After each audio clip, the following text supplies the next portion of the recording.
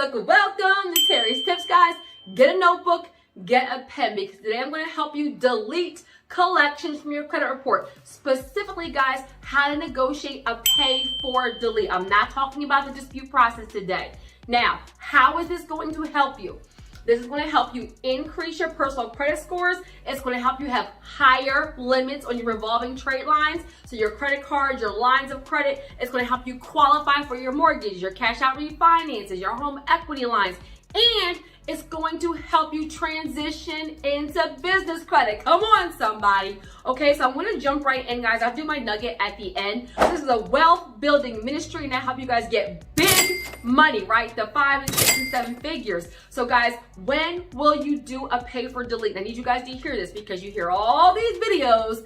Never pay a collection. Don't pay a collection. Don't do it. Guys, this is where I'm about to tell you guys the whole truth and nothing but the truth, okay? This means that you do not let a $500 Macy's collection or an $800 Comcast collection or a $900 Verizon collection stand in the way of your 6-figure mortgage pre-approval or your 6-figure business credit or your 6-figure cash out refinance, right? So when there is a collection bringing down your credit score and it is a valid negative debt, you've done everything you can and it is not budging, that is when you will use this pay for delete process. And I'm going to be honest with you guys, right? Nugget, I'm going to drop nuggets through the entire video, okay? This is where, guys, if you have been disputing something for 5 months, 6 months, 10 months, the definition of insanity is doing the same thing over and over again, expecting different results. So, guys, a lot of times you can do a pay for delete and have that thing going in like a week, 2 weeks, 3 weeks, 30 days max, and be off to your legacy and your wealth building. So I want you to have higher level strategy. If it's a valid negative debt or you have not done the dispute process the right way and it's not budging, go ahead and do a pay for delete, okay?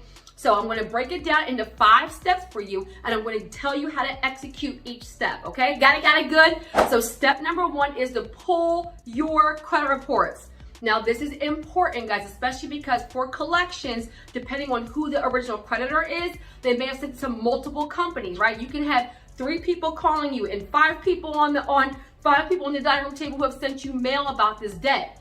You want to strategically only negotiate a pay for a delete with the entity reporting the information on your credit report, okay? So you're going to use either annualcreditreport.com, MyFICO, or Credit Check Total. That way you guys can get copies of your reports from all 3 bureaus. And if you want your credit score, your FICO score, not your Vantage score, not Credit Karma, not Credit Sesame, not Identity IQ, but to get your FICO scores, Credit Check Total or MyFICO, or if you just want your reports, soft inquiry, all 3, and you will get the information for the creditor, the collection agency, their address, their phone number, and you'll know exactly who's reporting on your credit report. Go to annualcreditreport.com. So that's step number 1. Now, step number 2 is to negotiate the amount you owe, right? So understand, you're not calling the company yet, but you yourself are going to understand how much money do you actually need. Nugget here. Rule of thumb, normally you can get between 40 to 60% knocked off of the actual debt, right? So we're trying to get this account to a 0 balance and close and pay for delete as quickly as possible with the least amount of money out of pocket. Got it good? So if it is, I say always negotiate between like 40 to 60%. So then this is where if it's if it's $1,000 debt, I'm going to have at least $500, $600 in the bank. That's a nugget for step number 2. Understand how much money you actually need to settle the debt and kind of negotiate a pay for delete and have that money in the bank before you move on to step number 3. Now, why? Higher level strategy. Half of your negotiating power to actually do a pay for delete is being able to settle it on the phone the day that you make the phone call, right? Because they just want their money at this point, okay? So have the money in the bank, at least like, you normally can get like about 40 to 60% knocked off. Have at least 50% of that debt in the bank, of the amount of money in the bank when you make the phone call, okay? Now, step number 3, you're not calling them yet, is to actually do your research. What do I mean by that? Now you know who the company is. Now you know how much money you're going to have in the bank. Guys, go on the actual this is a back-end hack that people don't talk about. Go on the collection agency's website before you make the phone call. Why? because some of them actually have a policy where they will delete the collection if you negotiate a settlement, and some of them actually put it on their website, right? Or you could actually even like start to Google and see they do pay for deletes. Now, and the reason why I'm telling you that is I know some collection agencies will actually delete the collection when you do a settlement, but you, the consumer, the client, must actually ask for it. And I know that's horrible. So that means that if you pay an item with them and it's actually is their policy to delete, but you don't negotiate it or don't ask for it, they actually leave it on your reports. I know, y'all. That's why I'm telling y'all. So, right, so go to the collection agency's website and see if it is their policy to do a pay for delete, or if they have been known to do a pay for delete. That's step number 3. Have as much ammunition as possible before you pick up the phone. Step number 4, this is the only time you ever hear me say, besides one other scenario, to pick up the phone. You are not doing a pay for delete in the mail. This is the one time where you are picking up the phone. You are going to be nice. You're not cussing nobody out. You don't have no attitude. You're not like, hey, Kim, this was unfair. You better delete this, blah, blah. You're negotiating and you want them to do something for you. So you're going to be nice. You're going to document the date, the time, the phone number, the person, even see if they have an operator number, representative number, see if they have an exact extension, right? But you're documenting it, and say you owe $1,000. Say you have $500 saved in the bank. Well, you know, when you call them, hey, you know, ring, ring, ring, Kim answers the phone, you're like, hey, you know, I need to, you know, I'm trying to settle this debt. I went through a hardship. I'm trying to do the right thing and settle this. You know, can you help me delete this from my reports? And Kim is gonna say, well, sure, you owe $1,000. Are you ready to pay $1,000 today? You're saying no. Now, I want you to, part of strategy, guys, part of negotiating is being strategic. I want you to lowball it. Now, you're not being disrespectful, meaning you owe $1,000 and Kim is like, hey, how much do you have to pay? And you're like, I got $12.45. She's about to hang up on you, right? But if you have $500 in the bank, maybe you say, well, I can settle it today for $150, for $200, right? Because what's going to happen at that point, you have $500, $600 in the bank. You've told them you are willing to sell it right now on the phone for $100, $200, $250, right? I'm giving you an example. Kim, the actual collection agency, is either going to say yes or she's going to say no. She's going to say, yes, we'll accept $250 today. We'll do a pay for delete. You're done. Or she's going to say, no, we will not accept $250, but we will accept $300, right? She'll give a counter offer. That's why you're starting a little bit under what you actually have in the bank to give yourself some wiggle room. And to be honest, because we're trying to, again, get to a zero balance and do a pay for delete with the least money out of pocket, because your sole goal is to move on to getting your bigger money, right? Your real estate money, your investing money, your business credit money, okay? And increasing your scores to qualify for those things. So she may say, okay, well, I'll do it for $300. Well, now you've negotiated pay for delete, you got to a zero balance, you saved yourself some money, and you're on your way to actually increasing your scores and moving on to the very next step. So when you agree on that actual amount, then you're going to get it in writing, especially for collection agency, guys. They are shady, okay? A lot of them are shady. So you're saying to her, hey, now you're agreeing to delete this. Send me an email, send me a text, send me a letter, whatever it is. And guys, sometimes if you need that time to actually pay the actual debt, they'll send you a letter. You can ask for this. It says, you know, you have 3 weeks to pay this. You have 10 days to pay this. They allow enough time for you to get that in writing that they are agreeing to delete it and for you to make the actual payment. You are not paying or doing a sum or anything if they're not willing to give you anything in writing, okay? Period, okay? So you need something in writing as proof, and then you're gonna go ahead and make your payment and also document and keep track of your proof of payment. So whether you're doing it with, you know, a money order, a check, whether you're doing a wire, whatever it is, also keep proof of your payment.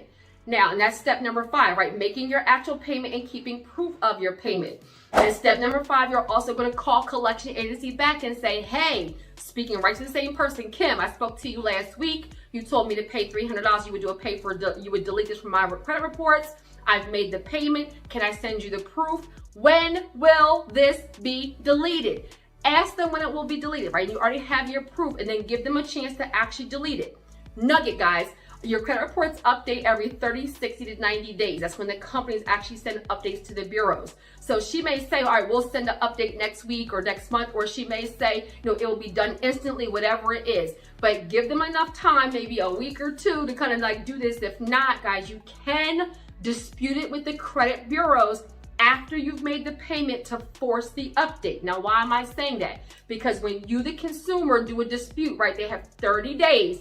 Pay attention, they have 30 days by law to do the dispute and respond to you underneath the Fair Credit Reporting Act. So you've paid it, you have your proof of payment.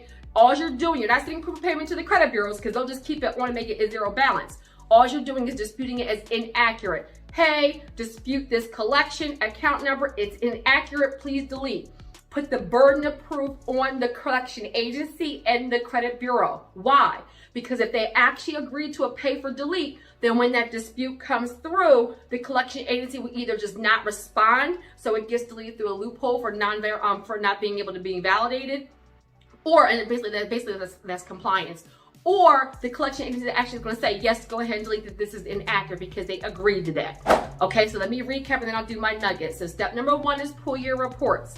Step number 2 was to calculate the amount that you owe and have it in the bank. You can get between 40 to 60% knocked off. Step number 3 was to do your research. Like look up the collection agency and see if they actually are known to do pay for deletes, and make sure you know who you're working with, okay? Step number 4 was to make a phone call, be nice, lowball it, and document. And step number 5 was to make your payment, keep proof of payment, call back the collection agency and see exactly when it will be deleted. And if they don't delete it fast enough, go ahead and initiate a dispute with the credit bureaus, TransUnion, Equifax, and Experian directly, and the dispute you're always doing in writing. So pay for delete, you're negotiating over the phone. The actual dispute you're doing in writing with the credit bureaus, TransUnion, Equifax, and Experian. Got it good, guys. And for my nugget, I need you guys to hear this. You are the average of the 5 people you hang around the most. Now pause. That even includes your spouse. That includes the person you're dating. That includes the person you're in a situationship. That includes family, friends, neighbors, coworkers. Guys, look around. If you are the top of your circle, and I mean it, that means that everybody is pulling from you. You're pouring into everybody. You're helping everybody, but you are not being stretched. You're not being challenged. You're not getting any new information. You don't have anybody to do that iron sharpens iron with you, right?